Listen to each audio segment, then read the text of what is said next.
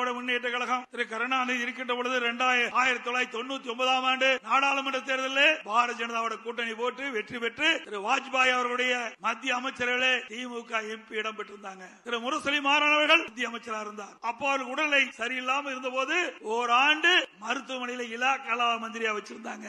2001 சட்டமன்ற பொது தேர்தல் அப்பொழுது பாரதிய ஜனதா திமுக கூட்டணி அங்க வச்சது. அப்பெல்லாம் பாரதிய ஜனதா கட்சி நல்ல கட்சி, திமுக கூட்டணி வச்சா நல்ல கட்சி, அண்ணா திமுக கூட்டணி வச்சா மதவாத கட்சி. சிந்திச்சு பாருங்க. இன்னைக்கு தேர்தல் வருகின்ற பொழுது வாக்குகள் சிதறாமல் சிந்தாமல் எல்லா வாக்குகளையும் நிறுத்தப்படுகிற வேட்பாளருக்கு கிடைக்க வேண்டும். அப்பொழுதுதான் நம்ம நிறுத்தப்படுகிற வேட்பாளர் வெற்றி பெறுவார்.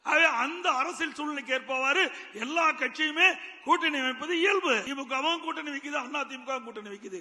அண்ணா திமுக கூட்டணி இடம்பெற்றிருக்கிற கட்சி தான் திமுகவில் இப்பொழுது இடம்பெற்றிருக்குது. திமுகவில் இடம்பெற்றிருக்கிற கட்சி தான் அண்ணா திமுகவில் இடம்பெற்றது.